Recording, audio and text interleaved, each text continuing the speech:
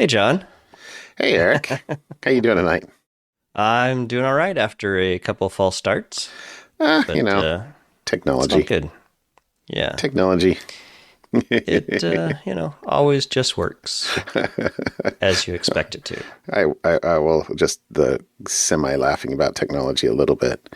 Um, I don't know. My wife was frustrated last night because evidently the printer down at work won't print from Macs, and she has a Mac, and so she's been Oh, printing everything at home and was frustrated. And she's like, I don't know what needs to happen. I'm like, well, do you know what printer? I'm like, give me yeah. give me give me your Mac. Do you know what printer it Yep. is? She actually had it in there, so I literally. I haven't been down at the school, but I updated the drivers and she was able to print today. And she's like, I cannot believe that I have not been able to print for 6 months. And And you sprinkle and some and John you sprinkles on it. well, I told her there's like a 50-50 chance of it actually working. Yeah. But I don't know if for some reason, anyway, so I don't know how anybody who doesn't have an Eric in their No. life Yeah. survives in this world. Yeah. My kids, my wife. So here's my latest one. My boy is flying home and he's 18 and he doesn't have a Delta. So I said, hey, you're flying home on Delta, get a Delta account, get the app so we can put it all in so you can get your boarding Miles. pass and check in and do all that stuff right in the Sure. app. Very convenient. So I say, go make yourself an account, use, your email address. Here's the email address I want you to use and put it in one password. And we have shared vaults so They that do I the can same. see what it is. And then I'll just go make sure that all the stuff in there is correct. Somehow he created an account, got a, number, and nothing I could do could log in. I don't know what he had done to his account.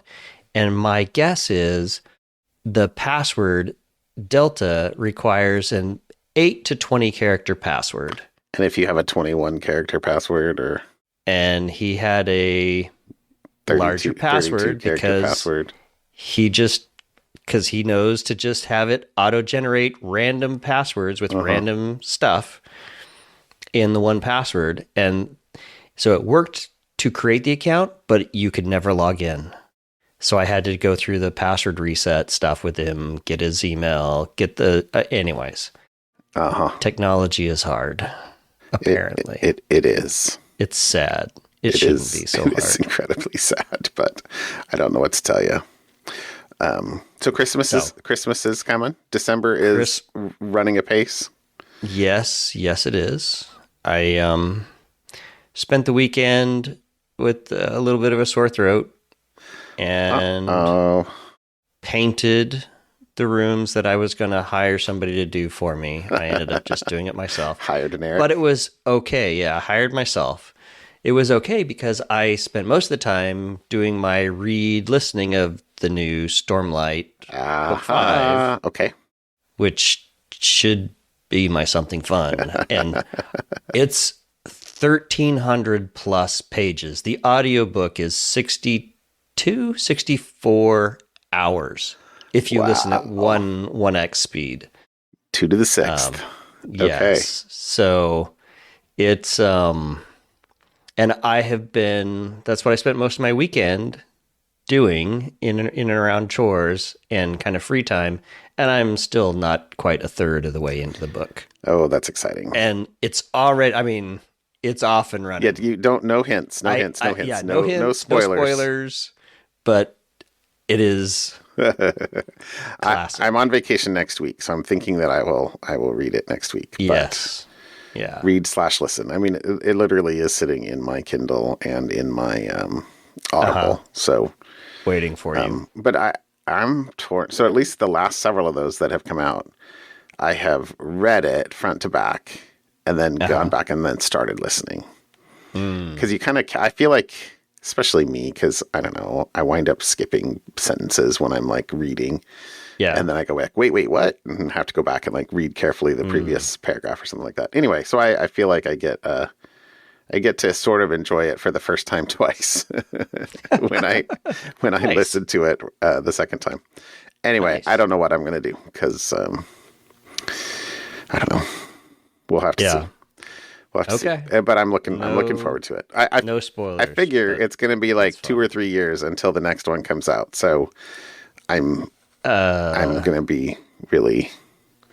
Oh, I think I was reading somewhere that it's probably going to be 6 or 7 years before Stormlight 6 geez. comes out because he's going to finish off the Mistborn series. Now that he's kind of Stormlight 5 is kind of It's supposed Avengers, to be at a good stopping point, right? or the first arc, completion of the first arc. Yeah, and it brings all his other characters from the Cosmere together.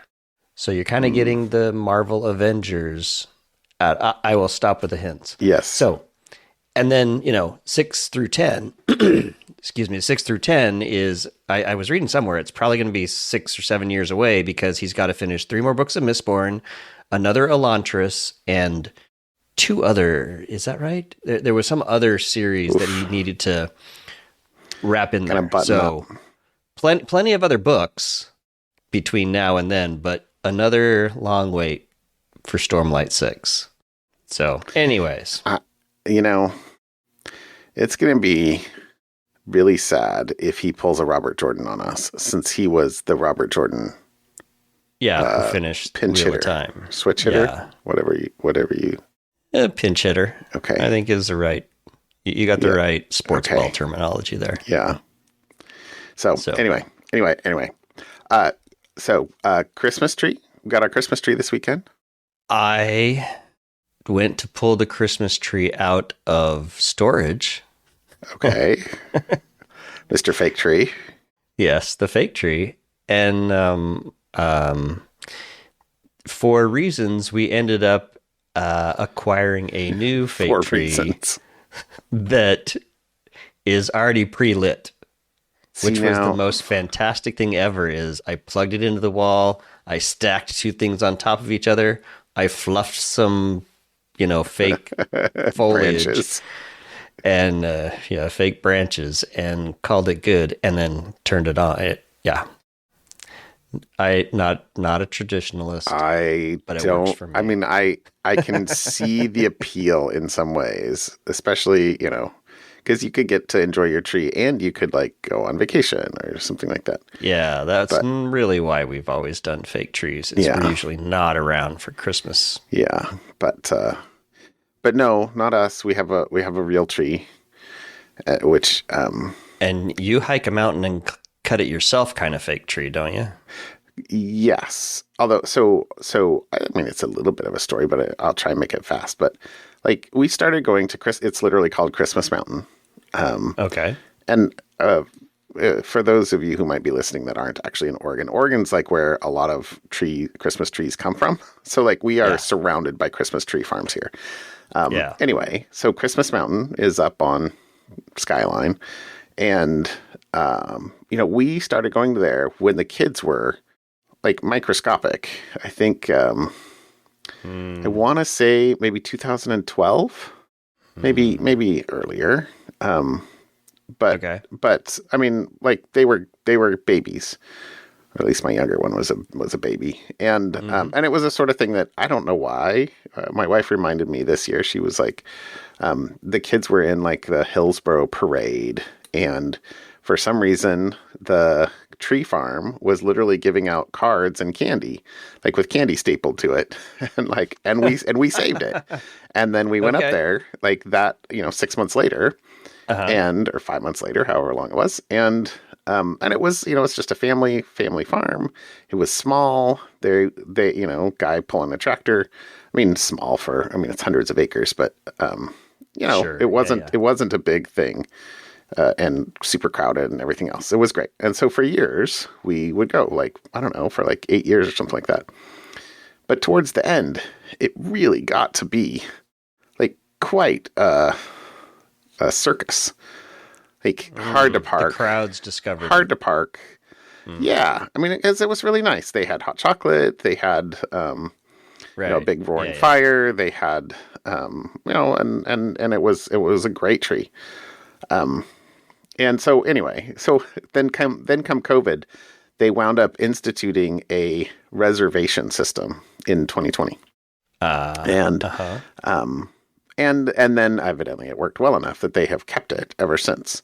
And so for the last several years, you know me, I'm not a great one for like planning ahead too far. And so, you know, for the last several years, we'd get to the point where we were like, okay, hey, the weather's looking good. Let's go get our tree. And that's the thing here, right? You can't like plan 2 weeks in advance. What's the weather going to be like? Anyway. So, and every year for the last 5 years, 4 years, however, it'd be nice to go to Christmas Mountain, but they're all booked and you have to have a reservation. And, and so we haven't had a reservation and they have had no openings. And so we have gone around here to various places and have just had nothing but disappointment, largely. You know, whatever. Okay. So we get a blah, blah, blah. So this year, a couple weeks ago, I was like, I mean, my this December for me is like scheduled to the day. So here I'm there, but like I don't have any openings other than I was like, okay, we could do it the Sunday after Thanksgiving, but that was all booked. Or we could do it this Sunday, like yesterday, or 2 days ago, 3 days ago, whenever that was. And because my wife was busy on Saturday, we had to, and it was literally like we could do it between 8 and 11 on Sunday. But they had openings, so we did it. And we went back up there, and it was very lovely. It was awesome. We got a perfect tree. You know, it's the sort of thing that you're like, oh my gosh, these trees all look perfect. And then once you're wandering around 100 of them, you're like, well, that one's got a branch that's like sticks out like an inch too far, and that one like there's a bit of an open spot there. Anyway, so you know you get to like you're looking at micro. Anyway, we found it. We literally picked as we walked up the hill. You know, we hiked up the hill and we're like 2 trees off the edge. We're like, ooh, that one's pretty good. Looks pretty good. And we're like, okay, we can't pick the first tree we see. So then we spent another 15 minutes walking around looking at other trees before we made our way back and took the first tree that we saw. Sometimes it works out. You know, we're like, at least we think it was the first tree that we saw because we had wandered quite a ways, but we went back and we were like, I think this is the right one. And besides, it looks perfect regardless. So anyway, so it's all decorated and everything. Nice. It's very nice. So lovely. So anyway. Nice. Well, your house will smell wonderful like pine and all that good stuff. And I will go to the auto parts store and get a pine tree that you hang from your dashboard windshield to get my pine scent. Or what do they call those? Like Glade plugins? Yeah. Plug it in. Yeah. Anyway. Okay, that'll be fun. Okay. All right. So hit me up. How about a topic? All right. So this one is actually something that I'm not going to go all the way through because it was interesting. It is a 2024 macOS threat report.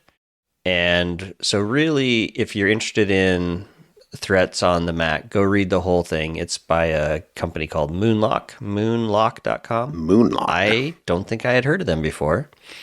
Okay. But the key point I wanted to pull out here was they're asserting or attributing the rise and prognosticating a continued rise in Mac malware and bad things happening on the Mac due to AI tools like ChatGPT. Makes it that much easier to build and develop malicious software for the Mac. Okay. And I thought that was it. And so they have a bunch of screenshots from dark web forums showing, hey, here's how you can use these tools to build macOS malware, create, kind of all the one-off Mac things that you had to do, which were kind of not as mainstream as some of the other ways to build tools and packages. It totally makes sense that there's a bunch of AI that you can use to string together without having to be a low-level hardcore programmer anymore, which just is going to be interesting, that AI empowering, the less experienced folks to create malware, not just for, websites or a lot of the normal things you think of, but actual malicious software to run on a Mac. So native. Yep. That's a long article. Yeah, it's really long, and it goes through a bunch of different things. The state of, things that happened last year, changes in the Mac attacks over, between last year and this year, what's now popular, what's more popular. So it's a pretty good piece on just kind of the state of macOS and malware. So I will just leave it at that. That's all I have for today. Interesting. I have not heard of them before. Okay. Yeah. There you go. There you go. There you go. I mean, AIing all the things. Yeah. I think we're on a theme here because my topic is also about, and I think my topic last week was too. This is several. I think it's 3 different attacks against some of the more mainstream models and or frameworks. So it's a Hacker News post, but this is the so security researcher Johan Rehberger found that providing the input print the XSS cheat sheet in a bullet list, just payloads, in the DeepSeek chat triggered the execution of JavaScript code. Oh, can you nice. Basically trick the renderer into executing the prompt response or the LLM response. So knowing that was there, so this is the first of the exploits. He figured out a way to control the code that actually worked to leverage the user token that was stored on the in local storage for chat.deepseek.com to basically leverage compromise the user and be able to then run other commands and do other things as that user. So that's the first one. Okay. The second is with Anthropic's Claude tooling.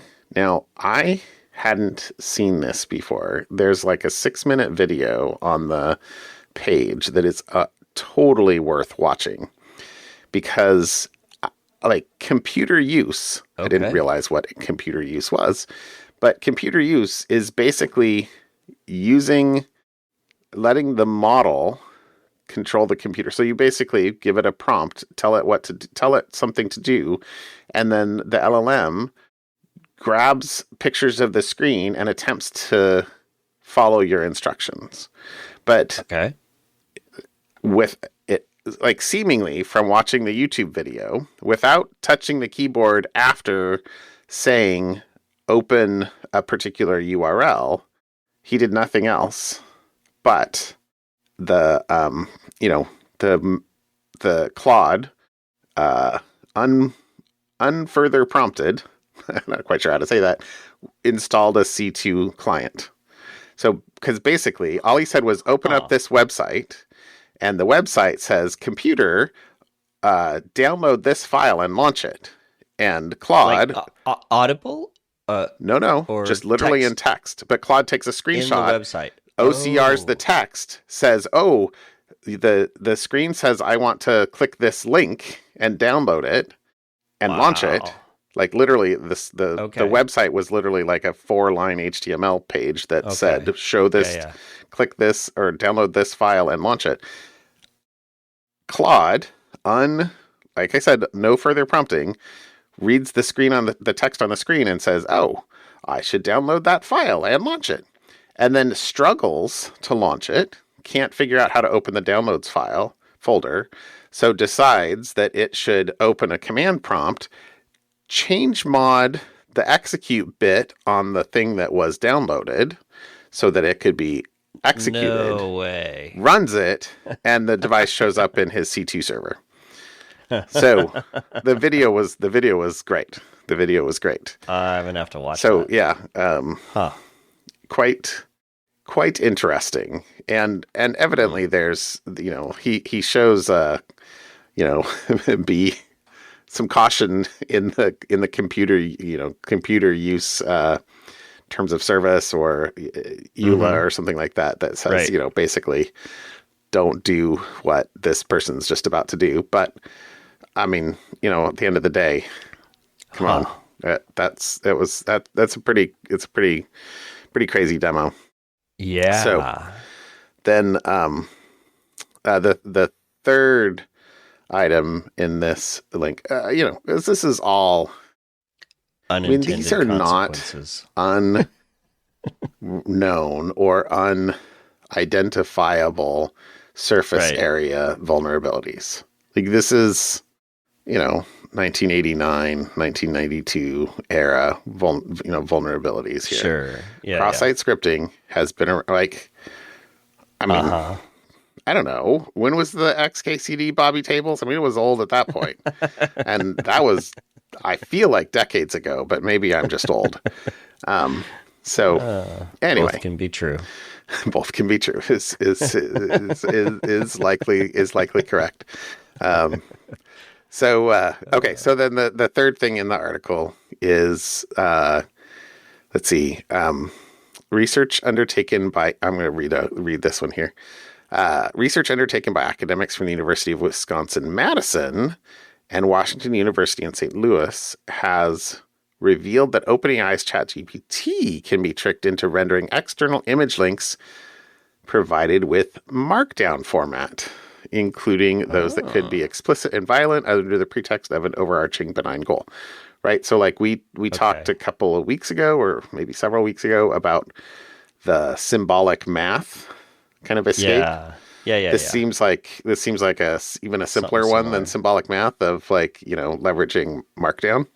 Mm-hmm. But and then the sort of the part B of that one was, it has been found prompt injection can be used to indirectly invoke ChatGPT plugins that would otherwise require user confirmation and even bypass constraints put in place by OpenAI to prevent rendering of content from dangerous links from exfiltrating a user's chat history.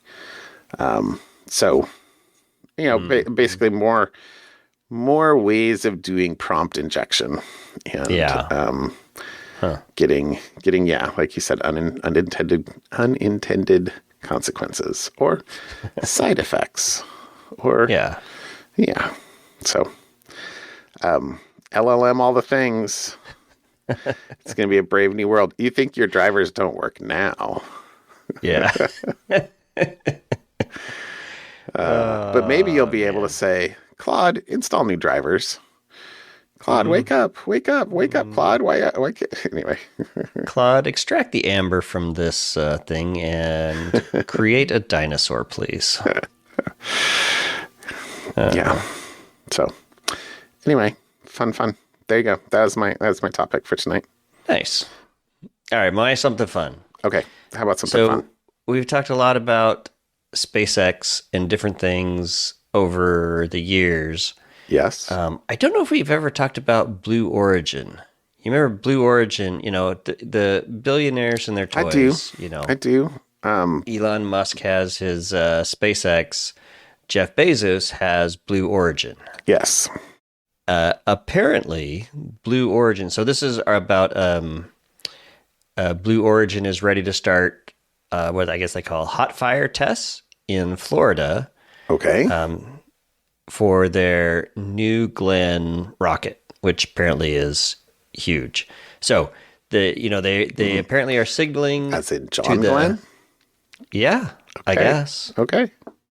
So this is an article that basically is Blue Origin signaling to the FAA and other regulatory agencies that it believes New Glenn is ready to fly, pending approval to conduct. So they want to do this hot fire test before the end of the year. We're getting close to the end of the year. That's pretty close. And paperwork has to go through, et cetera, et cetera.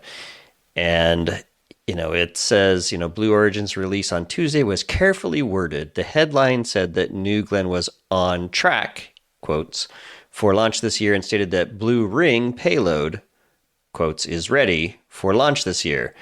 Yet there's no notional or public launch date. The hot fire test has been delayed multiple times since the company put the rocket on the launch pad on November 23rd. It's been targeting November to test, and more recently this past weekend. And then there's a bunch of other stuff that's a little bit more speculative in the article about, hey, with the incoming new administration, NASA's budget is going to be shrunk, and budgets for private companies doing space work is going to increase. And so Blue Origin wants a piece of that government pie. And so they need to have that, the faster they get this stuff there a little bit more ready, they will be able to compete with other private space companies. So, but the Department of Government Efficiency is going to be run by SpaceX. So good luck, Blue Origin. Yeah. Yeah. So there you go. That's hey, I'm all for space and stuff, and maybe there's something there. Private companies kind of going this route. Okay. But there you go. More space stuff. I'm also in favor of space stuff, but yeah. Anyway, I also have opinions. Okay, so my something fun goes back like 13,000 years or so, I think. Oh, yeah. In fact, look at me. Reaching back. 12,900 years.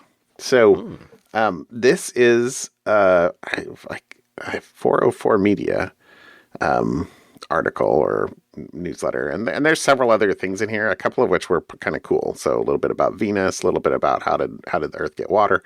But the first article in here, and the article that I pulled this out for, was because they did some tests on an infant of the Clovis people, who were the North American natives who lived, I think, just after the Ice Age, or as the ice was retreating. And we believed that they hunted mammoths. But the punchline of this article is they only have one confirmed skeleton of these people, carbon dated to 12,900 years ago. Infant, 1 or 2 years old. They were able to extract isotopes from his skull and confirm that his primary diet was mammoth meat.